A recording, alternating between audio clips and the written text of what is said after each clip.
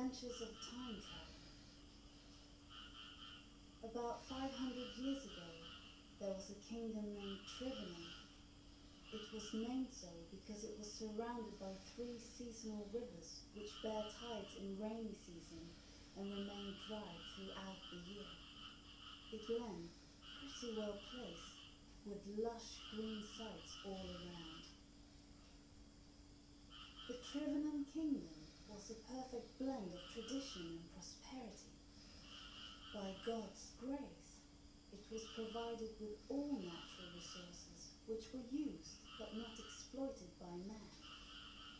One could have a sigh of relief in nature's lack. This distinguished kingdom was owned by a desperate ruler who was aged called Argus, powerful. His name was King Ramangandam Suryavanshi. He was nicknamed as King Raman. This worked for the welfare and betterment of his people. He wanted to search each and every means by which he could make his people happier and wealthier. He passed many plans, policies and reports for the welfare of his people, but he was not satisfied. He wanted his present to be more comfortable, luxurious, productive, and prosperous. Actually, he was not very happy with his life and palace in which he lived. He believed that land was productive, but people were not creative enough to pull out the best from it. He thought that they had ample resources, but not the actual tech their use for the mankind. He wanted to explore something innovative and new. King Raman decided to see Lavani, future and the past. He decided to make a time travel from his past to future to explore new ideas. He was quite sure that past and future would be more exciting, interesting than his present. So he sat wheel within wheels in search of halcyon days, happy days. The Padron King took the uphill task and formulated 2 forces of working personnel.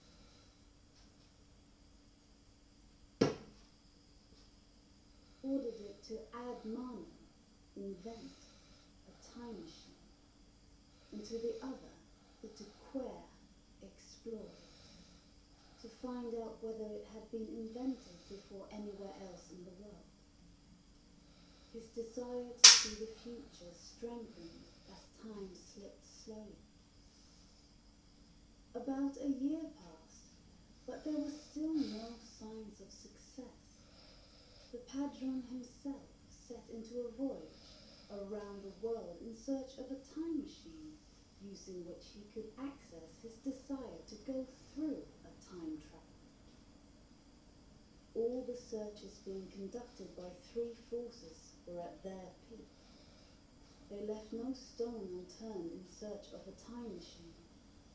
A lot of money was spent, and midnight oil was burnt, and finally they succeeded. The Padrons still thought that the future must be more luxurious and comfortable than the past and the present. They made certain arrangements in the time machine and set a wonderful journey to the future. He reached the times of 1930s and 40s. It was an era of revolts, wars, riots, destruction and crises. The king found people bearing harsh treatments all over the world. King Raman also encountered to one such situation. People participating in a rally ran over him. Some of them thought him to be a puppet king under Britishers, rained their frustration on him. When he escaped from there, he has to bear the gun point of a British officer who thought him to be an Indian emperor. The officer officer wanted him to give whatever he had. The king ran once again in disguise and escaped De Gratia once again. In this era, he saw people dying with one's boots on and others dying in bed due to shortage of food. Most of the population was in deep water, and palmy days were normal. There was misery, grief, destruction passing.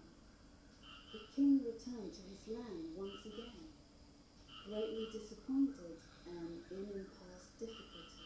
But everyone that time will not carry great mercy in the near future with it. But again he was hopeful that the far future must be more relaxing and will surely give a way to improve productivity. Once again, the machine was ad hoc ed, and the King Ramen reached 2050 year. The environment was complete. There was no more lush greenery around him, and he was surrounded by tall buildings, malls, cars, etc. There was such great population that no one could stand at a place for a few seconds due to rush of crowd. Death rates declined to 0 due to improvement in medical science. Old people rejuvenated themselves by adjusting artificial hearts. Everyone lived single. No one had time for another, and everyone was busy. The environment was so polluted that people couldn't even breathe without oxygen cylinders. Moral values like charity, brotherhood, trust, togetherness, unity were completely disappeared. There were robots for each ton of such robot baked a cake. The king was hungry, so he stepped inside the window. Suddenly, the thief alarm sirened and the window fell down over his neck. The guard robot arrived and slapped his bum until it grew red.